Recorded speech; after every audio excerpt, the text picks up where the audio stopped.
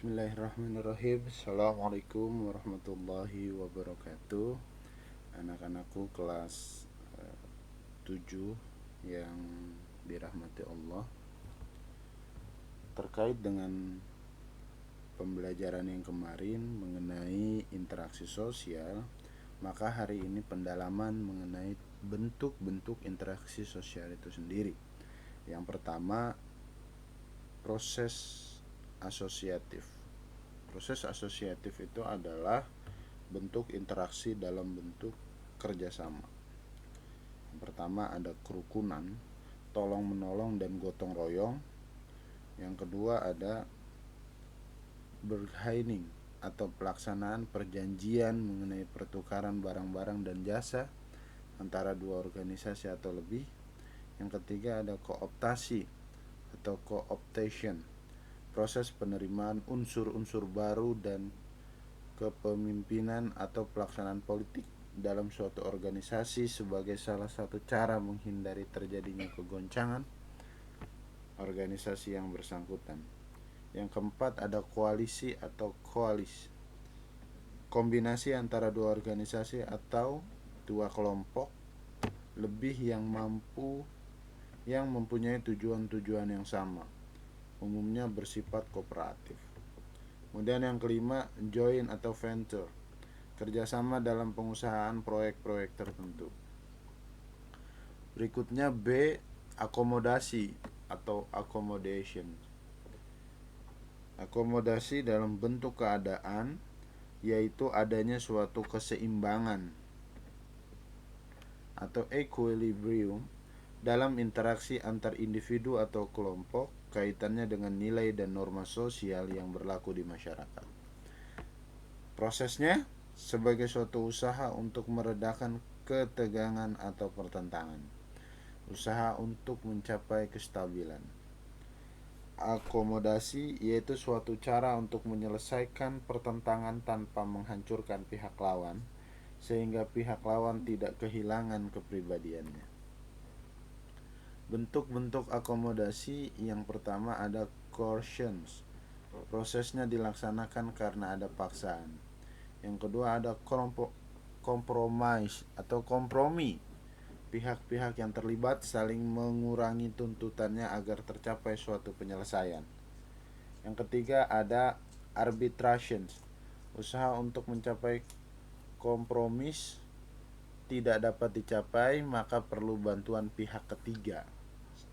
Yang keempat ada mediation, sengaja diundang pihak ketiga yang netral untuk menyelesaikan masalah yang terjadi di antara pihak-pihak yang berselisih, pihak ketiga sebagai penasehat.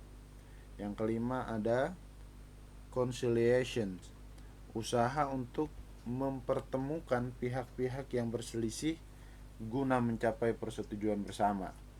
Konsiliasi dilakukan secara resmi melalui wakil-wakil dari pihak yang terlibat. Yang keenam ada toleration, tanpa persetujuan yang formal, kadang-kadang tanpa rencana atau tanpa sadar, toleran atau participation. Yang ketujuh ada stalemate, pihak-pihak yang bertentangan mempunyai kekuatan yang sama, kemudian berhenti pada titik tertentu. Yang kedelapan ada adjudication, penyelesaian perkara atau sengketa di pengadilan. Usaha mengurangi perbedaan yang terdapat antara orang perorangan atau antar kelompok dan meliputi usaha untuk mempertinggi kesatuan tindak, sikap dan proses mental dengan memperhatikan kepentingan dan tujuan bersama. Ada individu dan kelompok tentunya.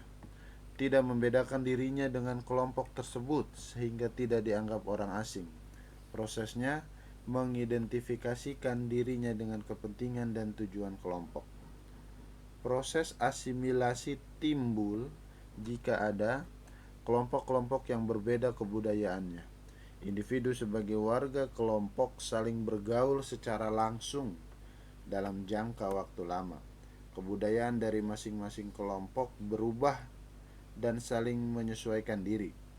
Faktor-faktor yang mempermudah terjadinya asimilasi, yang pertama toleransi, yang kedua kesempatan-kesempatan yang seimbang di bidang ekonomi, kemudian sikap menghargai orang asing dan kebudayaannya, sikap terbuka dari golongan yang berkuasa dalam masyarakat, persamaan dalam unsur kebudayaan, perkawinan campuran, serta adanya musuh bersama dari luar. Penghalang terjadinya asimilasi, yang pertama terisolasi kehidupan suatu golongan tertentu dalam masyarakat, atau isolasi alam atau sosial. Kemudian kurangnya pengetahuan tentang kebudayaan yang dihadapi, yaitu perasaan takut, menganggap bahwa kebudayaan suatu kelompok lebih tinggi, perasaan adanya ras lain lebih unggul, kemudian in-group feeling, perasaan yang kuat bahwa individu terikat dengan kelompok dan kebudayaannya. Selanjutnya, adanya gangguan terhadap minoritas dari penguasa. Terakhir, adanya perbedaan kepentingan, kemudian adanya pertentangan pribadi. Yang kedua, proses disosiatif atau oppositional process. Yang pertama, ada persaingan atau competition. Contoh bentuk persaingan ada ekonomi, kebudayaan, kedudukan, dan peranan serta ras. Kemudian ada kontravensi atau contraventions. Pada hakikatnya merupakan suatu bentuk proses sosial yang berada antara persaingan dengan pertentangan atau pertikaian. Tipe-tipe konvensi, yang pertama ada kontravensi antar masyarakat, yang kemudian kedua ada antagonisme keagamaan, yang ketiga kontravensi intelektual, yang keempat kontravensi atau oposisi moral. C yaitu pertentangan atau pertikaian, proses sosial di mana individu atau kelompok berusaha untuk memenuhi tujuannya dengan jalan menentang pihak lawan, yang disertai ancaman dan kekerasan.